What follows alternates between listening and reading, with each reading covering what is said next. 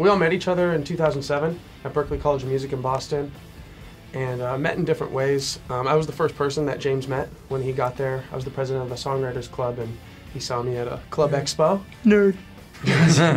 Hey, you want to talk about nerds? President of the Composition Club. Yeah.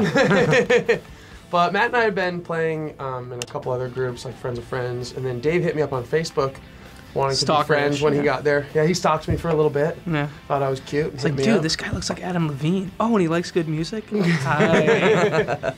But He ignored me for a while, though. Yeah, I did. Yeah. It's all right. But we all started writing together and playing together, and then we moved to Brooklyn 3 years ago, a little over 3 years ago, and formed American Authors about 2 years ago. James and I were songwriting majors, and the cool thing with the songwriting program there is it gives you a lot of tools to kind of keep in the back of your pocket, you know. It's like, so whether or not you're using them for every single thing that you do, it's great to look back on these tools that they've provided you with and be able to use those to kind of push you forward and get you out of ruts when you find yourself in them. And I was there for orchestral and chamber music writing, it was great because it taught you all the rules, you know. But I had a professor who said, you know, when you're done here, don't forget to just kind of forget all of the rules and just, you know, do what you're doing. And the rules are great when you're stuck, but you know, I think, you know, the biggest part of creativity is being able to break those rules. Believer was a really cool song. It came to us, like, it came really quickly. It was a really organic writing process with that one. But I guess what it's saying is, you know, in the verses, it's talking about all these almost kind of flaws and insecurities that, you know, we have as people. You know, it's saying just from the get-go, I'm sheltered, I'm scared, I'm nervous that I'm not going anywhere, I'm jealous and I'm slow, but at the end of the day, you know, it's like these are the things that make me who I am. These are the things that I'm not going to let go. And then, you know, when the chorus hits, it's, I'm a believer that things are going to get better, and, you know, you can be who you are and stay true to yourself, but things are always going to continue to get better in life.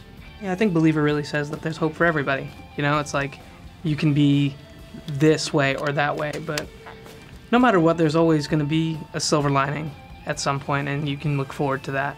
And that optimism can help anybody get through the hardest of times. And that's what we were going through at the moment, so it all kind of came out very organically.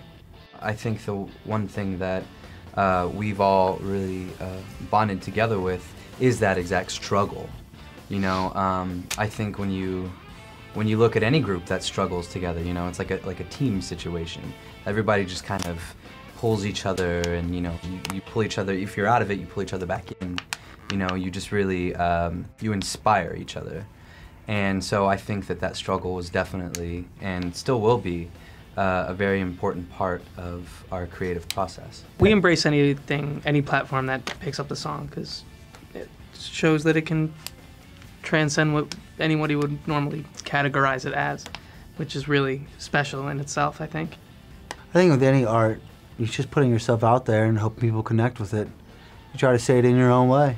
Yeah, well, in the song too, I mean, it's like, I mean, you can just look at the music aspect of it, and it's like, you know, a great, fun, upbeat song musically, but I think the lyrics people can really relate to as well. Obviously, you know, the chorus when it hits with Best Day of My Life, I think a lot of people can get into that, but also if you go back and, you know, you really dive into the verses, what they're saying is it's talking about, you know, creating your own best day of your life and, you know, getting out there and no matter what's going on around you in the world or in your life, coming up with this dream world and escaping all that and just, you know, making this moment the best time of your life.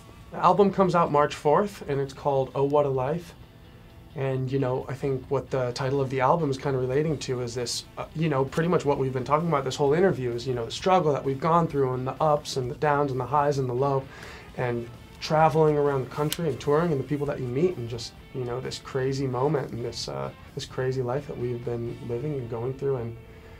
And you know, we come from all over and we all have different backgrounds and we just try to tell our story through every song on the record. So I think each track really is a piece of our lives as a group and just, you know, from our individual backgrounds as well, bringing it together. You know, when we started writing together ages ago, the main goal that we always had was to just be open, keep an open mind and always accept any style or any genre or anything in the music. And we've changed styles so much. And what's so cool about this album is we weren't afraid to go, okay, well, we have like this you know, this kind of dancey modern song, but then let's throw in like a Irish chant breakdown with African percussion going over it. Like an 808 drum underneath. Like, oh it, wow.